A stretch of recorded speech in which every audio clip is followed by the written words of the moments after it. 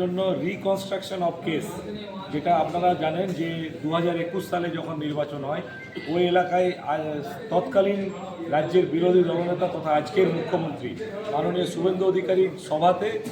এই অসিত সিং এবং আকবর আলমের নেতৃত্বে হামলা চালানো হয়। তো সেই কেসের পুনরাবৃত্তি রিকনস্ট্রাক্ট করার জন্য পুলিশ নিয়ে যায়। কিন্তু বিষয়টা হচ্ছে এই অসিত সিংহ এবং আকবর আলম হলো এলাকার চিহ্নিত দুষ্কৃতী। আকবর আলম হলো একটা ওয়ান্টেড ক্রিমিনাল এবং অসিত সিং একসময় 2011 সালের পূর্বে যদি আপনি দেখেন যে একটা যার সাইকেল চড়ার ক্ষমতা ছিল না, আজ 15 বছর এই রাজত্বের থেকে আপনারা জানেন পূর্বতন তৃণমূল কংগ্রেস ক্রিমিনাল থেকে নেতা বানিয়েছে। এদের যা এই অসিত সিং আজ 15 বছর ধরে ওই এলাকায় বারাবণীর সমস্ত এলাকায় মানুষকে সন্ত্রস্ত করে, অত্যাচার করে, মানুষকে এক্সটর্শন করে তাদের জীবন জীবিকা ধ্বংস করে দিয়েছিল। তাই আজকে যখন তাকে ওইখানে নিয়ে আসা হয়, আপনারা দেখেছেন এলাকার মানুষ, হাজারে হাজারে মানুষ এই খবর পেয়ে রাস্তায় নামে এবং তাদেরকে কিরূপভাবে তাদেরকে প্রতিক্রিয়া দেয় সেটা আপনাদের মিডিয়াতেই দেখা গেছে। তো তাই এটাই তৃণমূল কংগ্রেস আর তাদের ইতিহাস, কি যারা একটা সময় সাইকেলে চড়ে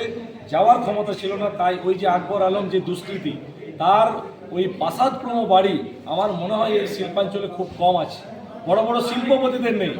সে কি করে রাতারাতি একজন চোর, একজন ডাকাত থেকে আজ অত বড় একটা প্রাসাদপ্রম বাড়ি করেছে। আজকে যে অসিত সিংয়ের কথা বলছি, একটা সময় মোটর বাইক চেপে ঘোরার ক্ষমতা ছিল না, আজকে যদি আপনি ভালোভাবে তদন্ত হয় আমি বলতে পারি 400-500 কোটি টাকার মালিক। তো এই যে তৃণমূল কংগ্রেস আর তাদের অন্ধকারের যে চিত্র, সেটা আজকে প্রস্ফুটিত হয়েছে এবং মাননীয় শুভেন্দু অধিকারীর নেতৃত্বে আমাদের লোকপ্রিয় মুখ্যমন্ত্রী তিনি বলেছেন যে কোনো রকমভাবে কোনো ইললিগ্যাল কাজ এবং যারা এই সমস্ত অত্যাচারী তাদের সঙ্গে জিরো টলারেন্স। তাই শুধু অসিত সিং নয়, এই এলাকায় আমার বারাবণী এলাকায় আরও যত দুষ্কৃতী আছে যারা আজকে বিগত 15 বছর ধরে এলাকার মানুষকে, মায়েদের চোখের জল ফেলেছে, গরিব খেটে খাওয়া ছেলেদেরকে ঘর ছাড়া করেছে, তো এই অনাচার, এই অত্যাচার, এদের বিরুদ্ধে আইনের শাসন প্রতিষ্ঠা হয়েছে এবং আইনের শাসন প্রতিষ্ঠার দ্বারাই এদেরকে আইনের যে চূড়ান্ত সাজা, সেই সাজা এই পশ্চিমবঙ্গ সরকার মাননীয় শুভেন্দু অধিকারীর নেতৃত্বে এই পুলিশ প্রশাসন দেবে, এটুকু আস্থা রাখি। এবং এলাকার মানুষ আজকে